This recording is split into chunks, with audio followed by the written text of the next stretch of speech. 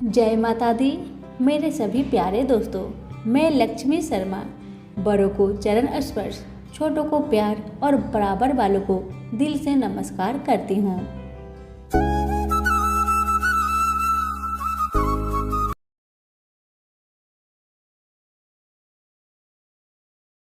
आज की वीडियो में आप सभी सुनेंगे शनि प्रदोष व्रत का महत्व और सुनेंगे कथा। शनि प्रदोष व्रत का महत्व। शास्त्रों में बताया गया है कि शनि प्रदोष व्रत के दिन उपवास रखने से संतान प्राप्ति की मनोकामना पूर्ण हो जाती है। साथ ही इस दिन भगवान शिव की प्रतिमा एवं शिवलिंग के दर्शन से साधक को धन, ऐश्वर्य और आरोग्यता की प्राप्ति होती है। इस दिन शिव चालीसा और शनि चालीसा का पाठ करने से भी सभी मनोकामना पूर्ण हो जाती है। आइए अब सुनते हैं शनिवार त्रयोदशी यानी शनि प्रदोष की व्रत कथा। गंगाचार्य जी कहते हैं कि हे महामते, आपने शिव शंकर प्रसन्नता हेतु समस्त प्रदोष व्रतों का वर्णन किया है। अब हम शनि प्रदोष विधि सुनने की इच्छा रखते हैं, सो कृपा करके सुनाइए। तब सूत जी बोले, हे ऋषि, निश्चयात्मक रूप से आपका शिव पार्वती के चरणों में अत्यंत प्रेम है। मैं आपको शनि त्रयोदशी के व्रत की विधि बतलाता हूँ, सो ध्यान से सुनिए। पुरातन कथा है कि एक बहुत ही निर्धन ब्राह्मण की स्त्री दरिद्रता से दुखी हो सांडिल्य ऋषि के पास जाकर बोली, हे महामुने, मैं अत्यंत दुखी हूँ, दुख निवारण का उपाय बतलाए। मेरे दोनों पुत्रों आपकी शरण में हैं। मेरे ज्येष्ठ पुत्र का नाम धर्म है, जो कि राजपुत्र है, और लघु पुत्र का नाम शुचिव्रत है, अतः हम दरिद्र हैं। आप ही हमारा उद्धार कर सकते हैं। इतनी बात सुन ऋषि जी ने शिव प्रदोष व्रत करने को कहा। तीनों प्राणी प्रदोष व्रत करने लगे। कुछ समय पश्चात प्रदोष व्रत आया, तब तीनों ने व्रत का संकल्प लिया।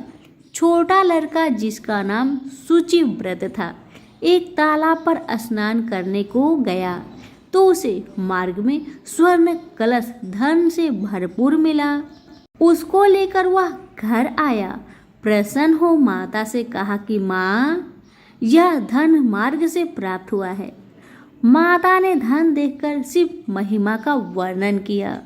राजपुत्र को अपने पास बुलाकर बोली, देखो पुत्र, यह धन हमें शिव जी की कृपा से प्राप्त हुआ है, अतः प्रसाद के रूप में दोनों पुत्र आधा आधा बांट लो।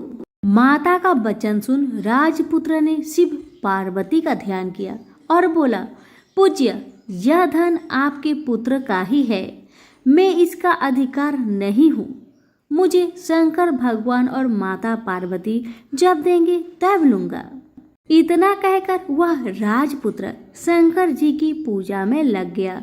एक दिन दोनों भाइयों का प्रवेश भ्रमण का विचार हुआ।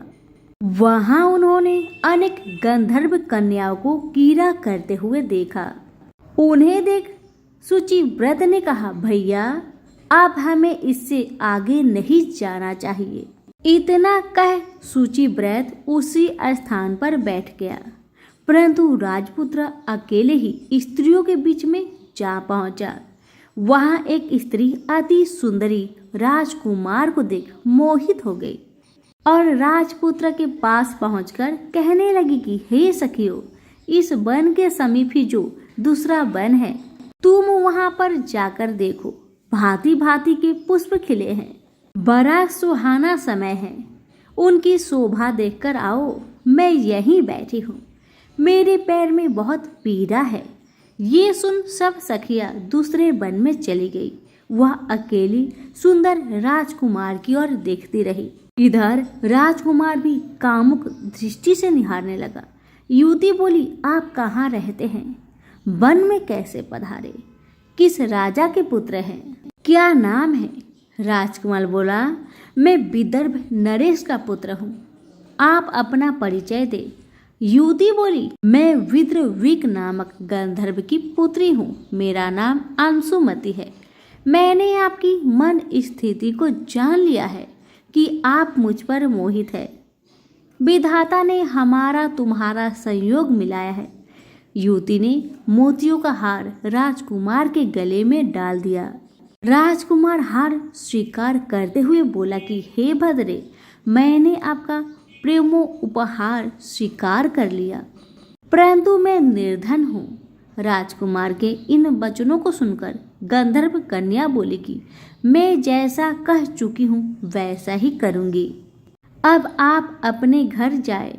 इतना कहकर वह गंधर्व कन्या सखियों से जा मिली। घर जाकर राजकुमार ने सूची व्रत को सारा वृत्तांत कह सुनाया। जब तीसरा दिन आया, वह राजपुत्र सूची व्रत को लेकर उसी वन में जा पहुंचा। वही गंधर्वराज अपनी कन्या को लेकर आ पहुंचा। इन दोनों राजकुमारों को देख आसन दे कहा कि मैं कैलाश पर गया था। वहां शंकर जी ने मुझे कहा कि धर्मगुप्त नाम का राजपुत्र है जो इस समय राज्य विहीन निर्धन है, मेरा परम भक्त है। हे गंधर्वराज, तुम उसकी सहायता करो। मैं महादेव जी की आज्ञा से इस कन्या को आपके पास लाया हूँ। आप इसका निर्वाह करें। मैं आपकी सहायता कर आपको राजगद्दी पर बैठा दूंगा। इस प्रकार गंधर्वराज ने कन्या का विधिवत विवाह कर दिया। विशेष धन और सुंदर गंधर्व कन्या को पाकर राजपुत्र अति प्रसन्न हुआ। भगवत कृपा से वह समय उपरांत अपने शत्रुओं को दमन करके राज्य का सुख भोगने लगा। सभी प्रेम से बोलिए उमापति शंकर की जय हो। कथा अच्छी लगे तो लाइक शेयर अवश्य करें। धन्यवाद।